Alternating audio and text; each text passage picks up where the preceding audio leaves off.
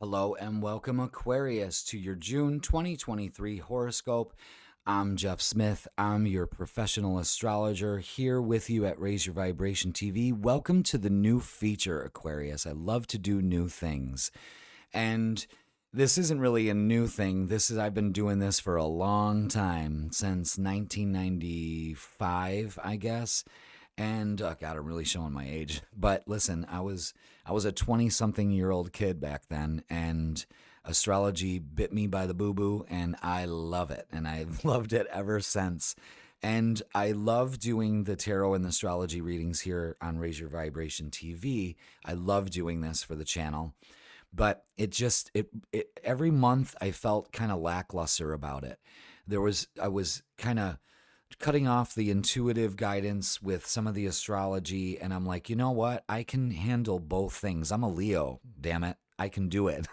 So I thought, all right, how about we split them? And although I have doubled my workload, I actually find it a little challenging and I find it a little fun. It's 9:07 p.m. on Saturday night, and I am enjoying it in my little studio here in my home. And I do 3 readings at night. I wake up in the morning, I have a cup of tea, I do my grounding, and then I'm right back at it doing 3 more videos. So I'm doing tarot in the morning.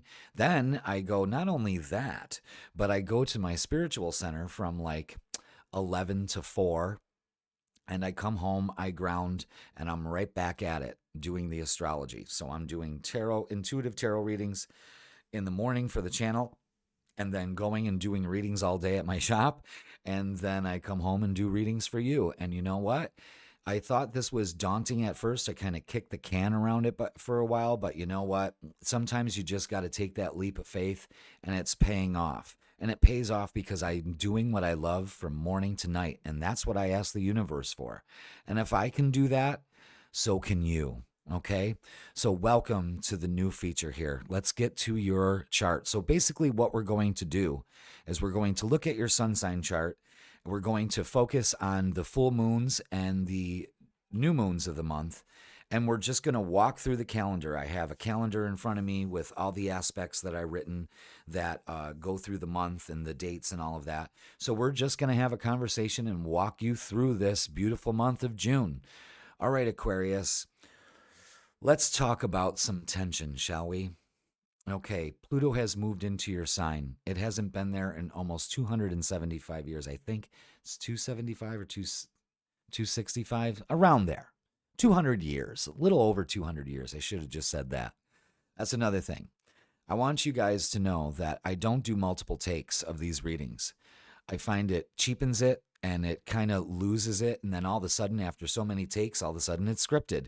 And intuitive guidance, whether it be tarot or astrology, should be done in a one and done kind of factor. That's me. I'm a Leo. I'm a performer. So as soon as I see that mic go on and the start recording button hits, I just turn into somebody else. The real me, the real Jeff Smith, is here with you right now. And I just let it flow. So it's only one take. So if I stumble on my words, if I goof up, well, have a little giggle about it. You know, don't judge, because I'm doing you the favor of being pure with the message. Okay, so I just wanted to throw that side note in there. Another side note is that moving forward, I'm going to be posting tarot and astrology readings based on the elements. So it's fire, earth, air, and water. Year round 3. So I will post them in a timely fashion because of Memorial Day weekend. I was swamped at work, had a lot of things going on there and a lot of readings I had to do. So I apologize for that. But as we move forward, they're going to be out a lot sooner. All right. And we had a blast on Memorial Day weekend, even though we were at work all day. It was fantastic. So I hope that's what's going on for you now. But every sign right now is going through a little bit of tension, a little bit of growing pains, I would call it. And you're no exception to the rule, Aquarius, because if you look at your chart, you've got Pluto that's sitting in your sign. It is now retrograde, ready to move out of your sign, but it's going to keep flip-flopping back and forth. So you're going to be tested just in that realm, but Pluto doesn't come in and destroy things. What it does is make you look at things differently and do it right this time. You know what I mean? But there's a lot of opportunity at home and at work starting out with the month. And this could also be creating some drama or some tension. So be aware of that. I think you're actively looking for a relationship and you will find one. We'll talk about that a little sooner. But what we need to do is a great opportunity to balance work and home. That's the big thing. If you've been looking for a job, I think you'll be able to find one at the beginning of the month, which will be very beneficial for you. Very beneficial. So, as we move on, June 3rd is the full moon.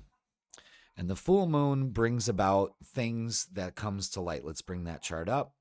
There's the June full moon, and it's in Sagittarius, and it's a fire sign. It's a time to have fun. And again, this is going to be happening in your 11th house of groups and friends and organizations and all of that, and working with the team. So you're going to be challenged a little bit to maybe there's some drama with your friends. Maybe some friends are dropping off the board, and the universe says, you know what, that's okay. It's okay that if some friends drop off the board because you are vibing to a different level and some of them just simply can't go with you. And it may be sad, but in the long run, you're going to find that that's beneficial. So this month is going to be a focus on how you receive and give love because the new moon is going to be happening in your fifth house. We'll talk about that a little later. But what this is setting you up for is maybe finding someone in a group of friends, or you go to a group gathering and you meet somebody there. But I see this relationship kind of, if you're single, you got to get out there and mingle, get out of your comfort zone and make it happen. Again, Pluto is begging you to get some perspective in your life. If you are in a relationship, things are going to smooth over. I know right now things seem a little harsh with Mars in Leo, and that's in your seventh house. So Venus is going to be moving in shortly after the full moon. We'll get to that also. But the full moon is happening in your 11th house. So it's about the people around you, the group, the world. Don't get too involved with world events because it's all asking us to get some perspective, and it shakes the cage on purpose. Okay. So as we move forward again, like I said, Venus is going to be moving into Leo on the 5th, on Monday the 5th. And it's also still opposite Pluto. So again, there's some tension on what do I need in relationships? How do I make this work? You know what I'm saying? And you can make this happen actually, but there's a lot of balance in between work and home. So make sure that you get that solid. All right. So as we move forward, we're going to go right through here. Be aware that the moon's going to square Uranus on June 8th, so that may be a little volatile time. And then on the 11th, June 11th, Pluto moves into Capricorn, like we were talking about earlier. So that gives a little aha moment. But what that's going to be doing is moving into your solar 12th house, which is closet cleaning time. And what you need to do is get some of those skeletons out of your closet and get rid of them once and for all. Again, Pluto is shaking you up in order for you to release what no longer serves you. So that will be, it may seem volatile, but I'm telling you, it's a growth period for not only you, but the world around you. So be aware of that. Be one with it. Don't fight the flow. Go with it. I've also been telling all the air signs to get outside and get grounded. Lay on the ground for 10, 15 minutes. You can give yourself that much time. Get barefoot. Just walk around in a park barefoot. Take the shoes off. They're the worst invention we ever made. And you can look up grounding videos on YouTube. Wow, you will be amazed at the scientific results. It changes your blood flow. It helps with inflammation.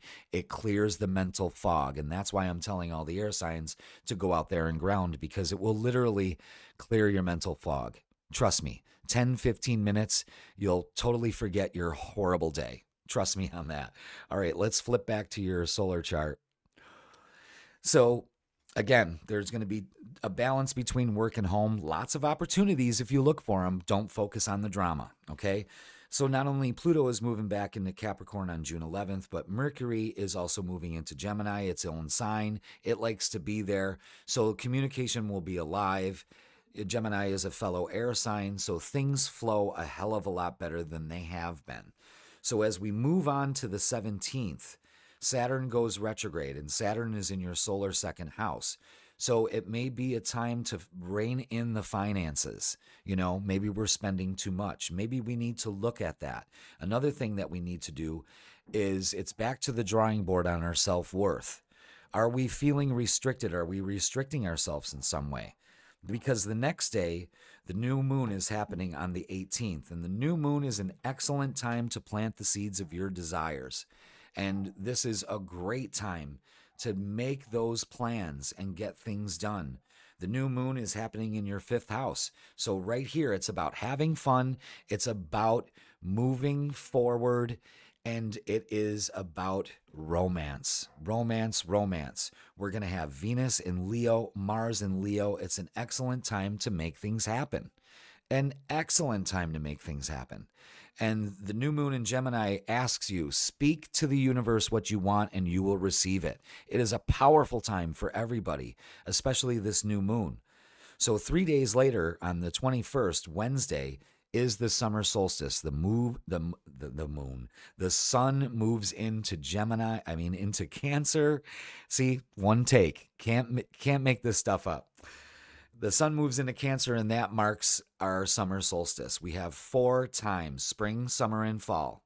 And as an astrologer, I take those 4 times as very sacred times in my life. And once I attune myself to these times, the summer solstice is an excellent time for you to get out there and project what you want out into the universe. Get barefoot, go outside and get some sun. You need some sun. I know most of you are fair skin, but that's because you hide in the house. You got to get outside and get some sun. And the June 21st would be excellent for that. Go to a summer solstice celebration. Go dance around a fire. Do your own thing, but honor the planet that you live on in the solar system that is swirling all around you, okay? So as we progress into the end of the month, we are getting a hard aspect on the 26th between Mars and your ruler Uranus. So you want to be able to watch your driving, watch other people's driving, pay attention to the road, watch where you're walking, okay? Because this could be trying to move fast and then all of a sudden, boom, you're on your ass like Biden, You don't want to be that way. No tripping over a sandbag today, please. Thank you. All right, so we're going to close out the month with Neptune going retrograde. So Neptune is going retrograde in your solar second house. We'll go back to your chart.